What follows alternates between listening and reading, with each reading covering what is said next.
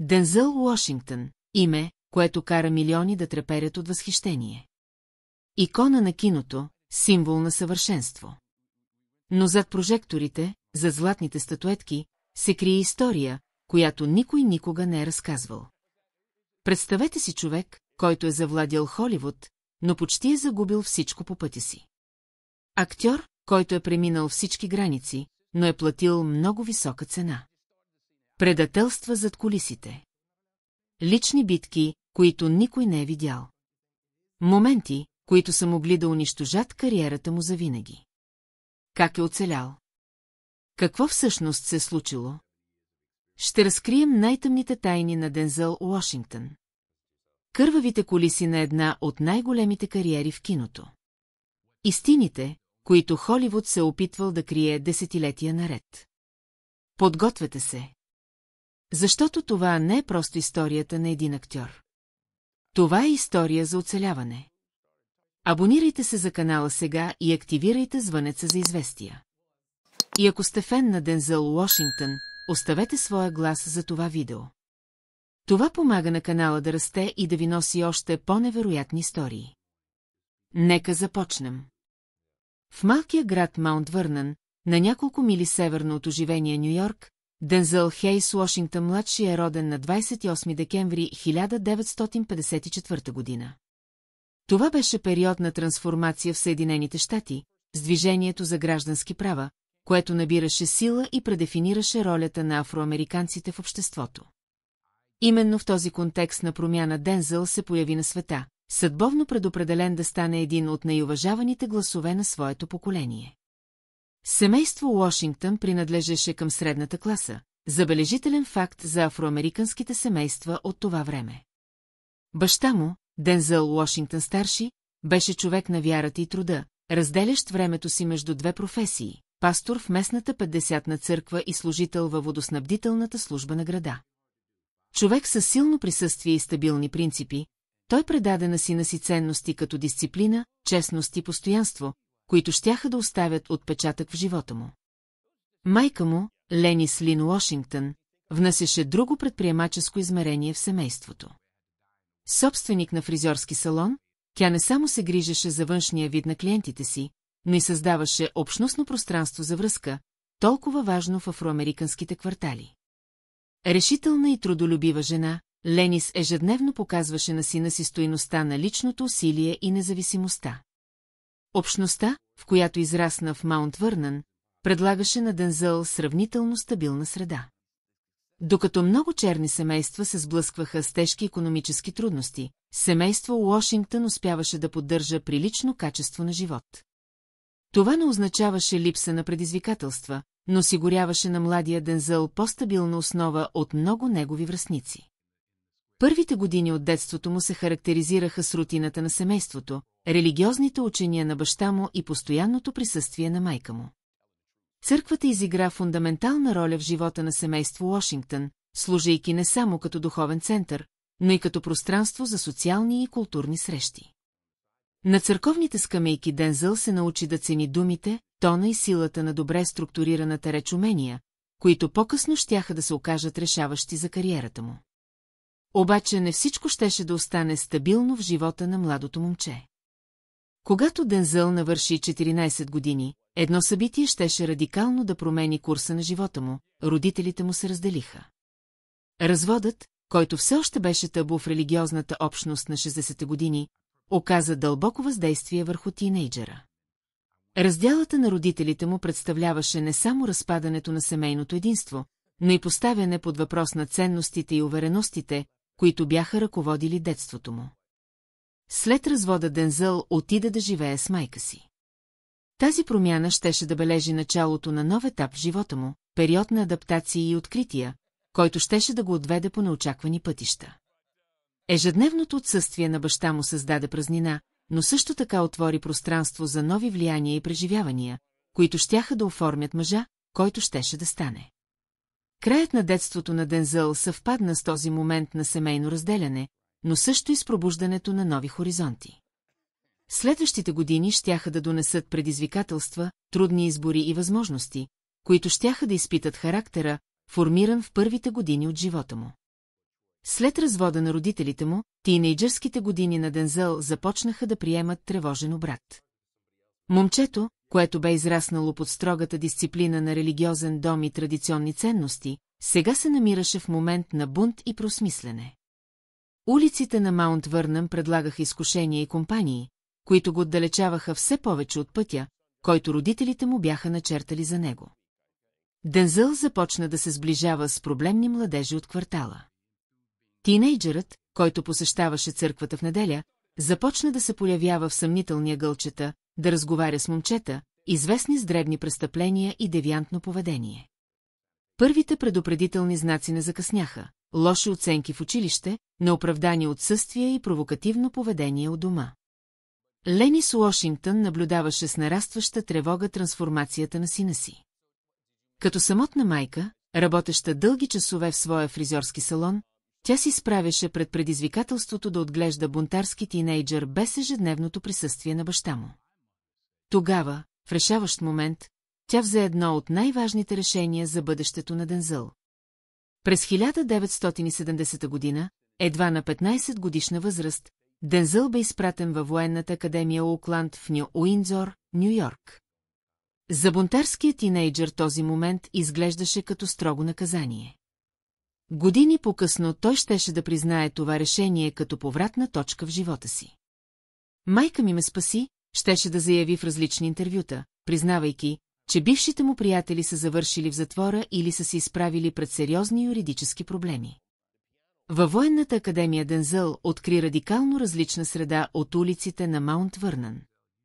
Дните започваха преди изгрев с интензивни физически упражнения. Безупречно изгладени униформи, лъснати бутуши и перфектно оправени легла бяха част от рутината му. Правилата бяха ясни, а последствията от тяхното нарушаване незабавни. Първоначално съпротивляваш се, Дензел започна постепенно да усвоява ценностите на академията. Дисциплината, преди считана за външно налагане, се превърна във вътрешен принцип. Важността на точността, организацията и уважението към иерархията оформиха характера му. Но може би най-важното беше развитието на лидерски способности и умения за работа в екип. Инструкторите бързо забелязаха нещо специално в младия Уошингтън.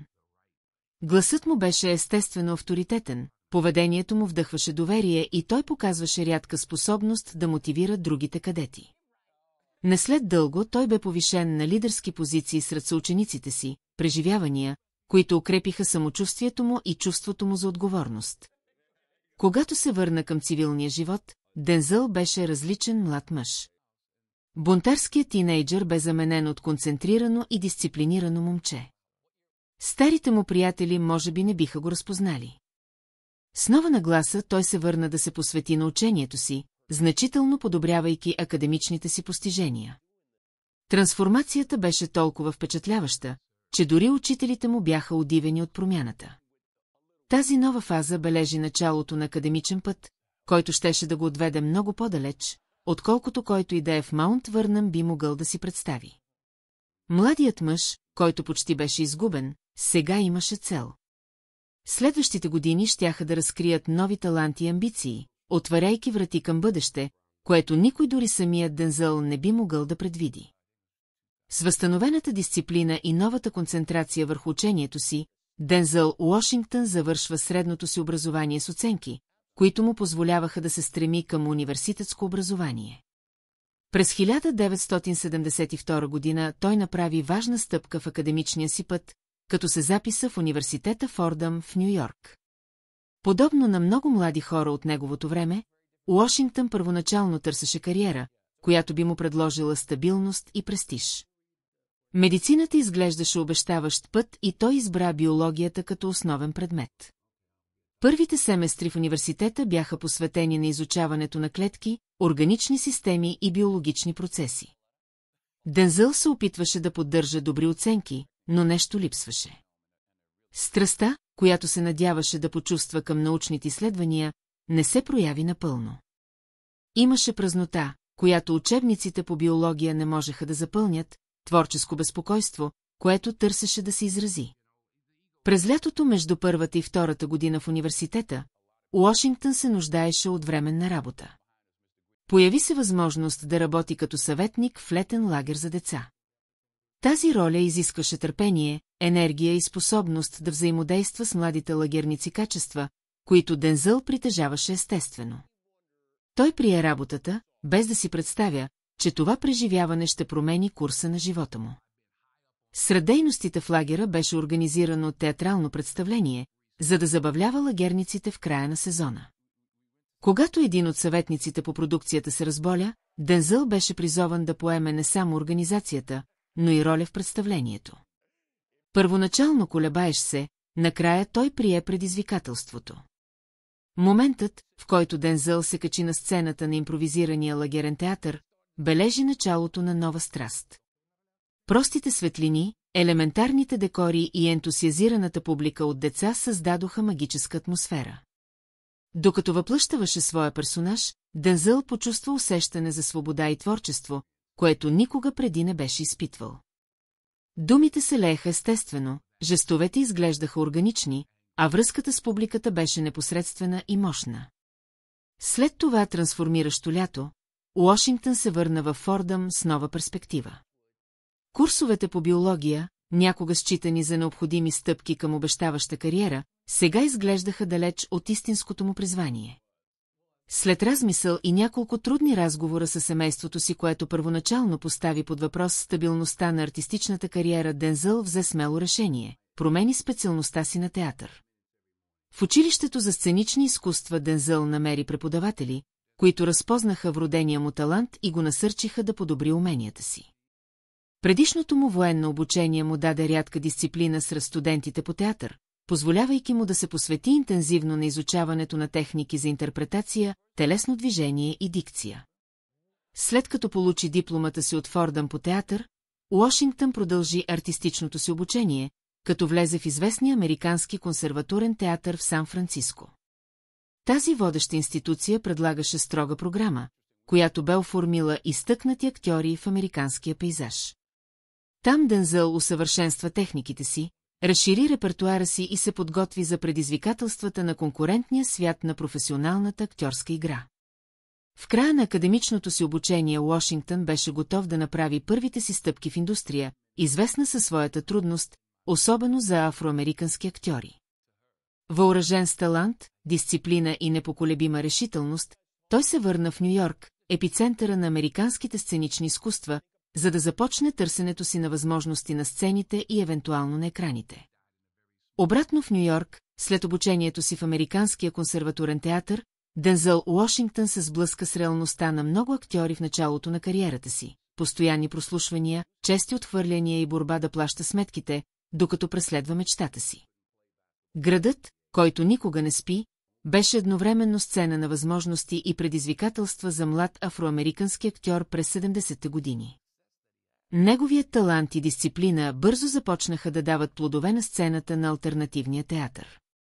В Бродвей постановките, известни със своя експериментален характер и често обръщащи се към противоречиви теми, предложиха на Уошингтън първите му значими професионални възможности. Тези по-малки сцени, далеч от ярките светлини на Бродуей, служеха като тренировъчни терени за обещаващи актьори, позволявайки им да усъвършенстват техниките си и да спечелят видимост. В пиеси като Winds of the Morning и Кориолонас, Дензъл демонстрира своята гъвкавост и отдаденост на актьорското изкуство. Дори с малки роли, той инвестираше цялата си енергия и талант, превръщайки второстепенни персонажи в незабравими присъствия. Местните критици започнаха да забелязват младия актьор, подчертавайки магнетичното му присъствие и способността му да внесе дълбочина дори в персонажи с малко реплики. Годината 1977 бележи дебюта му в телевизията, Медиум, който достигаше милиони американски домове и предлагаше безпрецедентна видимост. Телевизионният филм Уилма разказваше вдъхновяващата история на Уилма Рудолф, олимпийска атлетка, която бе преодоляла детска парализа, за да стане една от най-бързите бегачки в света. В тази продукция Дензъл изигра Робърт Елдрич, съпруга на Уилма, в премерена и емоционално искрена интерпретация, която привлече вниманието на продуценти и режисьори. По време на снимките на Уилма, Уошингтън се запозна с актрисата Полета Пиърсън, която щеше да стане негова съпруга през 1983 година, създавайки един от най-трайните съюзи в Холивуд. Тази значима лична среща съвпадна с момента, когато кариерата му започваше да набира скорост. 3 години след телевизионния си дебют, Дензел най-накрая се появи на големия екран с Карбън Капи през 1981 година. В тази драматична комедия той изигра Роджер Портър, сина на бял директор, който никога не е знаел за неговото съществуване. Филмът разглеждаше расови въпроси чрез невероятната връзка между баща и син, предлагайки на Уошингтън възможността да покаже способностите си в киното, въпреки че самият филм получи смесени отзиви. Обаче именно със сериала Ест Елсуер, стартирал през 1982 година, Дензел спечели национално признание. Играйки доктор Филип Чандлър, отдаден и идеалистичен лекар-специализант, Уошингтън влезе в американските домове всяка седмица в продължение на 6 сезона.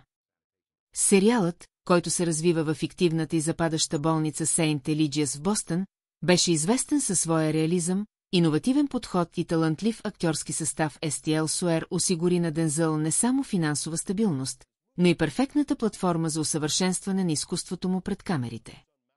Форматът на сериала позволи на неговия персонаж да се развие с течение на времето, изправен пред професионални предизвикателства и морални дилеми, които разкриваха различни аспекти на интерпретационните му способности. Докато доктор Чандлър печелеше телевизионната публика, Дензел продължи да търси възможности в киното по време на паузите в сериала. С напредването на 80-те години, Дензел Уошингтън беше готов да надхвърли статута си на обещаващ актьор и да затвърди мястото си сред големите таланти на Холивуд.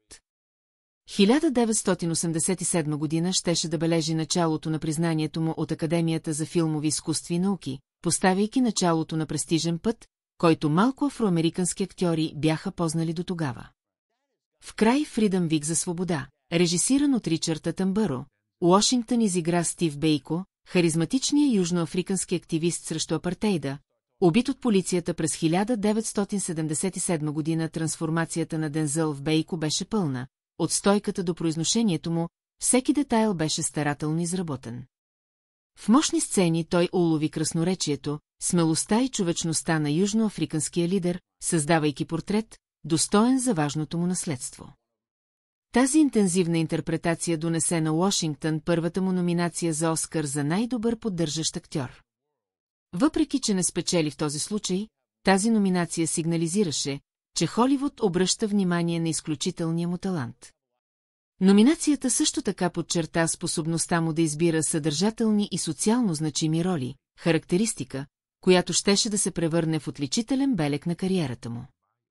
Само 2 години по-късно, през 1989 година, Дензел не само получи друга номинация, но и спечели първата си златна статуетка за ролята си на Сейла Стрип в Глори и слава. В този филм, развиващ се по време на Американската гражданска война, Уошингтън играе бивш роб, който се присъединява към първия полк, съставен изключително от чернокожи войници в армията на Съюза. Сцената, в която неговият персонаж е бичуван, с тихи сълзи, стичащи се по лицето му, докато отказва да извика, се превърна в един от най-незабравимите моменти в историята на американското кино. Получавайки Оскар за най-добър поддържащ актьор, Дензел празнуваше не само лично постижение, но също така отваряше врати за други чернокожи актьори в исторически ограничителната индустрия.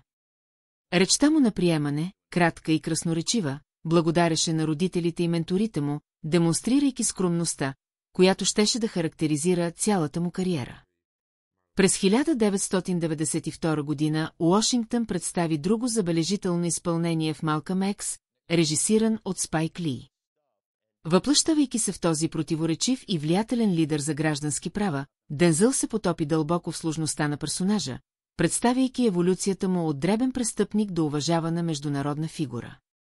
Физическата и психологическата трансформация беше толкова пълна, че много я смятат за най-доброто му изпълнение, дори десетилетия по-късно. Академията призна изключителната му работа с номинация за Оскар за най-добър актьор, въпреки че наградата тази година отиде при Александър Пачино. Върхът на признанието щеше да дойде през 2001 година, когато Уошингтън разби бариерите, спечелвайки Оскар за най-добър актьор за ролята си на корумпирания полицай Алонзо Харис в Трейнинг Дей тренировъчен ден. Дензел беше едва вторият чернокож актьор, спечелил в тази категория 38 години след Сидни Поатие.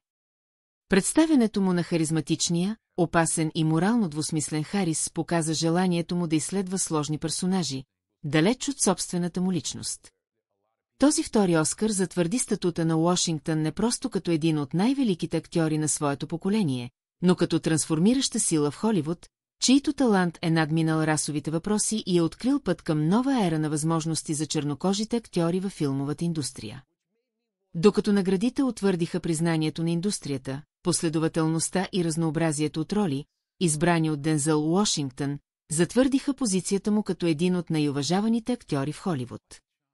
През 92 000 години той изгради впечатляваща филмография, редувайки исторически личности, обикновени герои и сложни фигури, които предизвикваха опростените категоризации. През 1993 година Уошингтън участва в два важни филма, които доказват неговата многостранност. Филаделфия, той сподели екрана с Том Ханкс в една от първите продукции с голям бюджет, която открито се занимаваше с епидемията от СПИН. Като адвокат Джо Милър, първоначално хомофоб, но който се съгласява да защитава колега, уволнен заради болестта, Дензел създаде персонаж, който се развива правдоподобно, отразявайки същия път на осъзнаване на американското общество относно СПИН. Същата година The Pelican Brief, докладът Пеликан го събра с Джулия Робъртс в политически трилър, базиран на бестселъра на Джон Гришъм. Като журналист Грей Грантъм, Уошингтън демонстрира чар и решителност, помагайки да се проведе опасно разследване на убийства, насочени към най-високите нива на американското правителство. През 1995 година Crimson Tide, Пурпурният прилив, представи Дензел като лейтенант-командир Рон Хънтър, изпълнителен офицер на ядрена подводница, участваща в напрегната конфронтация с капитана, изигран от Джин Хакман. Филмът изследваше въпросите на властта, моралната отговорност и потенциално катастрофалните последствия от решения, взети под екстремен натиск. Динамиката между двамата опитни актьори създаде един от най-запомнящите се актьорски дуели на това десетилетие. Една от най-аплодираните роли на Уошингтън дойде през 1999 година с The Hurricane Ураганът, където той изигра боксера Рубин Ураганът Картер, несправедливо осъден за тройно убийство. Физическата му трансформация за ролята беше впечатляваща, като Дензел възприе телосложението и движенията на професионален боксер. Още по-забележителна беше способността му да изобрази емоционалното пътуване на Картер, от първоначалния гняв и отчаяние до вътрешния мир, който той намира в крайна сметка дори зад решетките. Изпълнението му донесе Златен глобус за най-добър актьор и още една номинация за Оскар. През следващото десетилетие Уошингтън продължи да разнообразява ролите си. В Дежавие Дежавио той изследва територията на научната фантастика в трилър за пътуване във времето. Американ гангстър, американски гангстър събра Уошингтън с режисьора Ридли Скот в история, развиваща се в престъпния свят на Харлем през 70-те години. Като Франк Лукас, шофьор, превърнал се в един от най-големите трафиканти на хероин в Ню-Йорк, Дензел предложи нюансиран портрет на амбиция, интелигентност и бруталност. Трансформацията на Лукас от лоялен асистент в безмилостен престъпен бос беше представена с тънкост, избягвайки карикатурите, докато изследваше корупцията на американската мечта. Всяка от тези роли подчерта различни аспекти на изключителния обхват на Уошингтън като актьор. От сдържаната интензивност до контролираната експлозивност, от моралното достоинство до етическата двусмисленост, той демонстрира уникалната способност да хуманизира всеки персонаж, независимо от коя страна на закона се намира. Тази способност да надхвърля стереотипите и да създава многоизмерни фигури щеше да продължи да определя кариерата му в следващите десетилетия. Този ангажимент се простираше отвъд комерциалните произведения. Уошингтън систематично подкрепяше образователни инициативи за млади чернокожи актьори, както и фестивали и програми, които популяризираха изгряващи афроамерикански режисьори. Неговата дискретна филантропия финансираше стипендии и възможности, така че различни гласове да бъдат чути в развлекателната индустрия.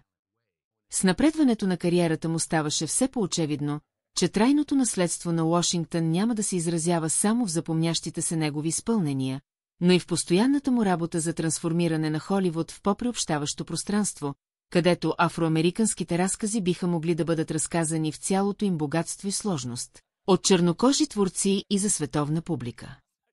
Перспективата на Уошингтън за чернокожото представяне в киното винаги е била многоизмерна.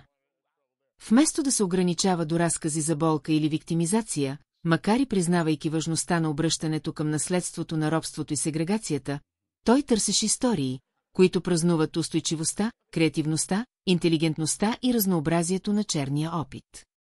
Този подход се отразяваше както в избора му като продуцент, така и в ролите му като актьор.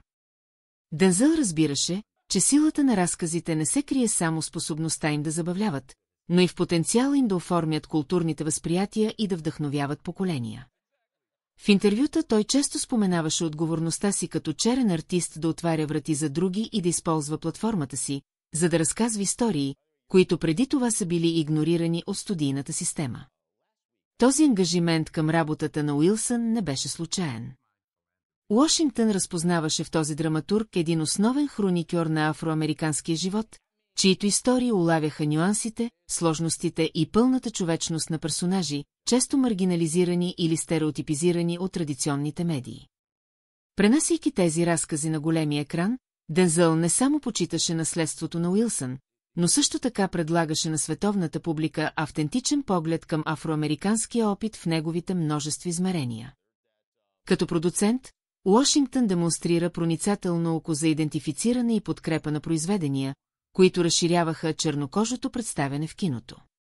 Сейф Хаус, безопасна къща, той продуцира филм, който, докато се представяше като екшън трилър, фино подкопаваше очакванията, поставяйки сложен черен герой в центъра на разказа. По същия начин, в документалния филм Грейтнис величие, който се фокусираше върху преживяванията на 12 млади афроамериканци, той използва силата си в индустрията, за да даде видимост на истории, които рядко достигаха до екраните. Отвъд забележителната си кариера като актьор и режисьор, Дензел Уошингтън се наложи като трансформираща сила в киноиндустрията благодарение на непоколебимия си ангажимент към автентичното представяне на афроамериканския опит. Този ангажимент надхвърля собствените му изпълнения и режисьорска работа, проявявайки се в работата му като продуцент и в пошироката му визия за ролята на киното в съхраняването и честването на черното културно наследство. Един от най-значимите приноси на Уошингтън към американския културен пейзаж беше амбициозният му проект да адаптира за киното целия питсбъргски цикъл на Огъст Уилсън, колекция от 10 пиеси, документиращи афроамериканския опит през целия 20 век, като всяка пиеса представлява едно десетилетие. След като режисира и участва във Фенсис огради, адаптация на пиесата от 50-те години, Уошингтън пое отговорността да продуцира останалите 9 пиеси, гарантирайки, че това важно литературно наследство ще бъде запазено във филмова форма. Почти десетилетие мина, преди Уошингтън да режисира третия си пълнометражен филм, Фенсис, през 2016 година адаптиран по наградената пиеса на Огъст Уилсън, филмът позволи на Дензел да пренесе на екран история, която вече беше изиграл на Бродуей, заедно с Виола Дейвис. И двамата повториха театралните си роли във филма. Разположен в Питсбърг през 50-те години, филмът изследваше напреженията в едно афроамериканско семейство, фокусирайки се върху сложната фигура на Троя Максън, бивш играч по бейсбол от негърската лига, борещ се с расизма, личните разочарования и трудните семейни отношения. Като режисьор Уошингтън избра подход, който запазваше театралната природа на оригиналния текст, позволявайки на силните диалози на Уилсън и интензивните изпълнения на актьорския състав да заемат центъра на разказа. Фенсис представляваше зрелостта на Уошингтън като режисьор, потвърждавайки способността му да пренася на екрана сложни, емоционално наситени и културно значими истории. Филмът получи критическо признание и 4 номинации за Оскар, като Виола Дейвис спечели статуетката за най-добра актриса в поддържаща роля. 5 години минаха, преди Уошингтън да се върне на режисьорския стол с The Great Debaters, великите дебатьори през 2007 година, базиран на истински събития от 30-те години. Филмът разказваше историята на дебатния отбор на Уайли Колидж, исторически черно учебно заведение, което предизвикваше расовите бариери, състезавайки се срещу елитни университети с предимно бели студенти. Още веднъж Уошингтън избра тема, която резонираше със собствения му път, преследването на академично и интелектуално съвършенство като средство за преодоляване на расовите препятствия.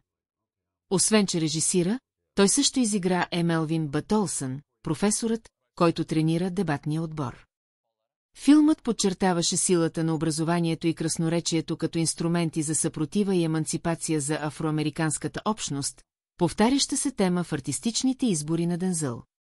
За първото си произведение като режисьор, Уошингтън избра познат и емоционално сложен разказ, избягвайки изкушението на високобюджетни екшън продукции, които биха могли да бъдат комерциално по-сигурни. Този избор разкриваше ангажимента му към значими истории и увереността му да се занимава с чувствителни теми като малтретиране на деца, идентичност и психологическо излекуване. Критиците посрещнаха благоприятно дебюта на Уошингтън като режисьор, приветствайки чувствителния му, но директен подход към материала и способността му да извлича силни изпълнения от актьорския състав, особено от новодошлия Дерек Люк в главната роля.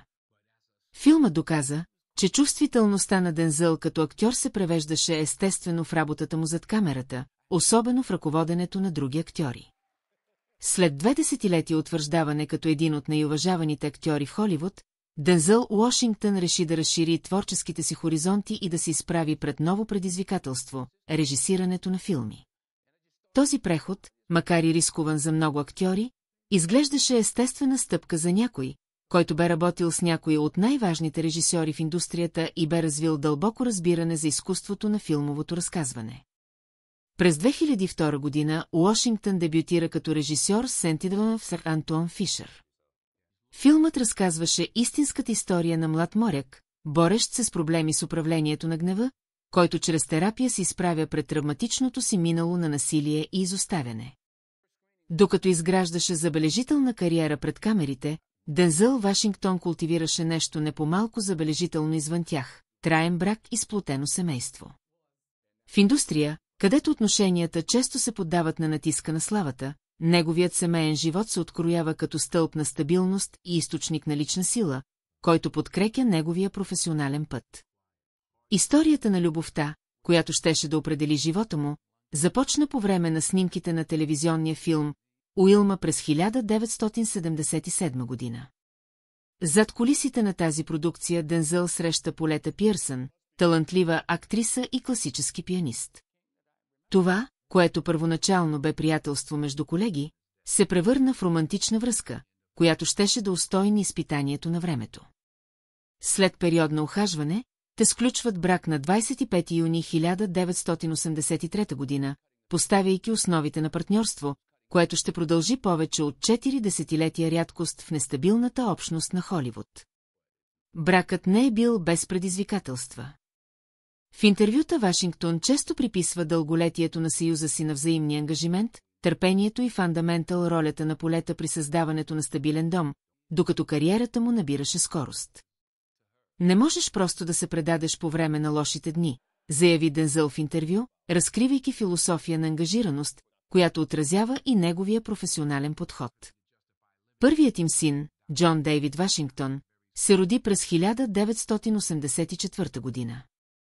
Следвайки стъпките на баща си, Джон Дейвид първоначално изгради кариера като професионален футболист, преди да се обърне към актьорството, където бързо се утвърди като самостоятелен талант.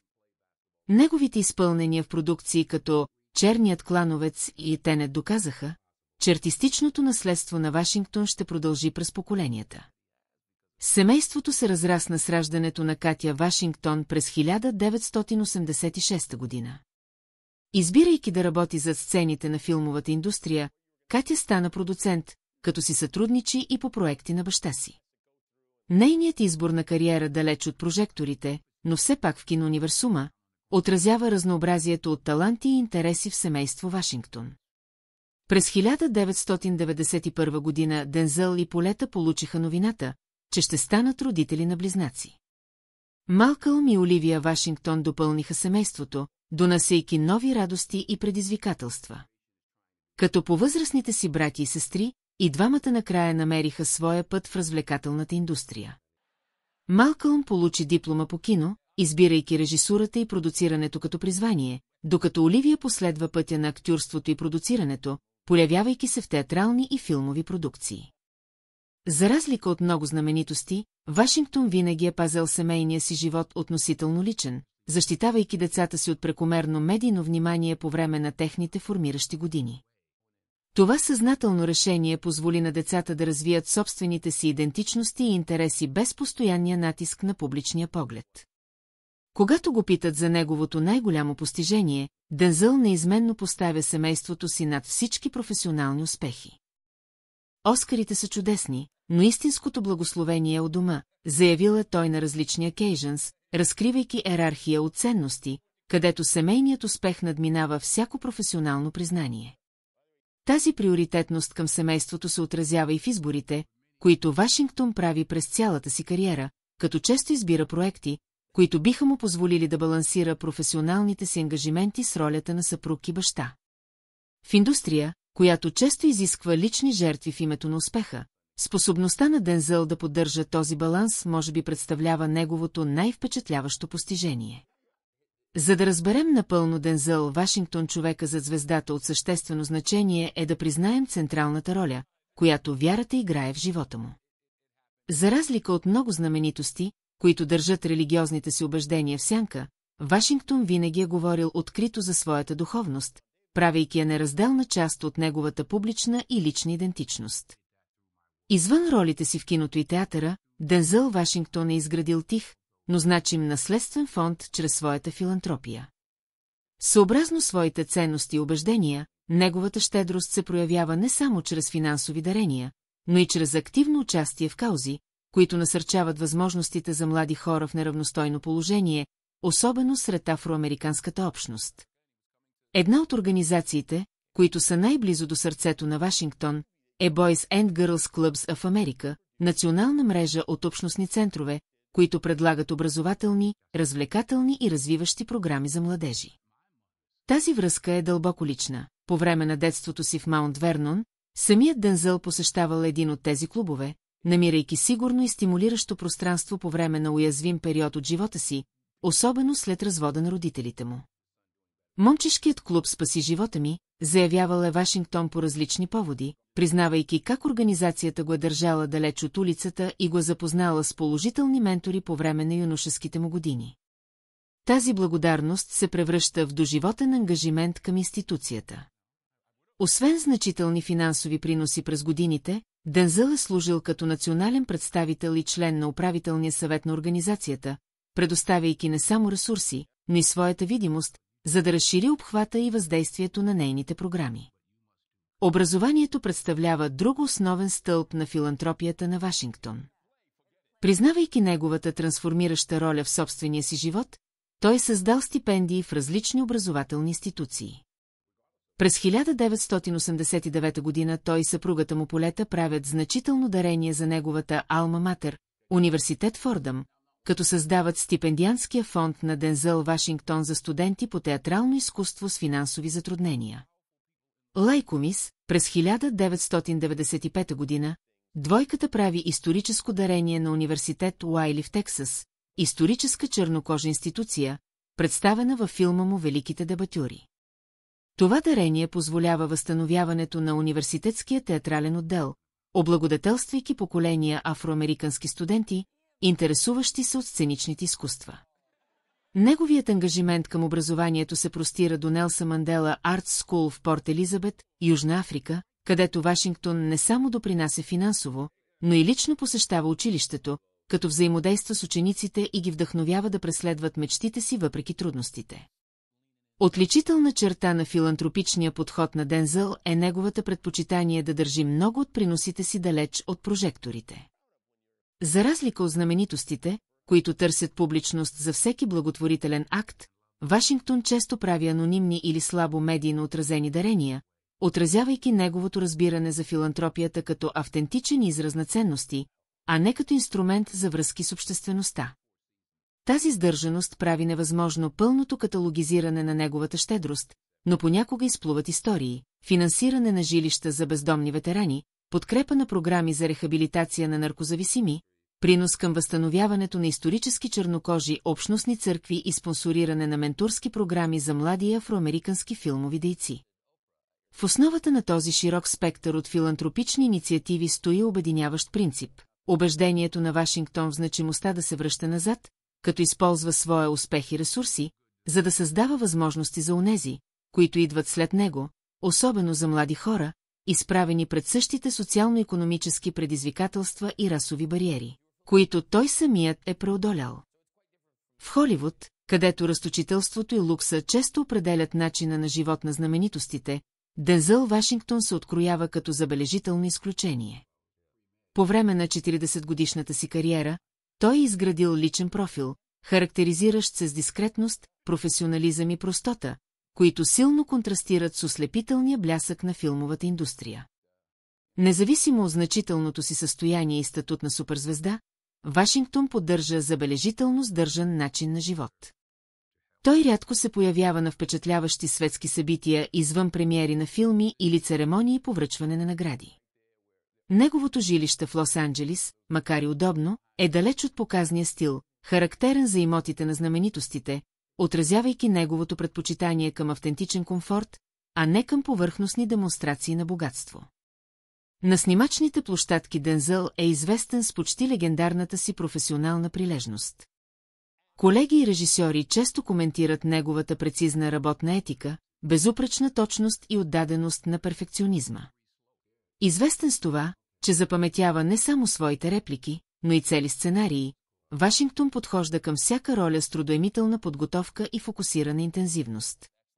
Този дисциплиниран подход, несъмнено повлиян от неговото ранно военно обучение, е установил норма за по-младите актьори и е затвърдил репутацията му като един от най-уважаваните професионалисти в индустрията.